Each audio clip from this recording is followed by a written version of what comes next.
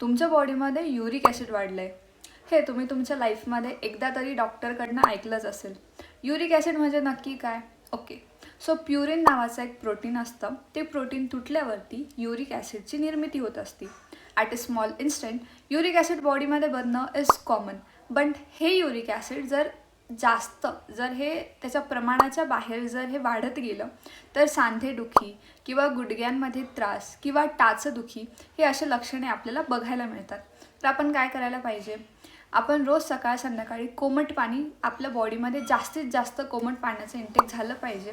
सकाळी उठल्यावरती कोमट पाणी आणि 1/2 टीस्पून ऑफ त्रिफला चूर्ण त्यात आपण घ्यायला पाहिजे.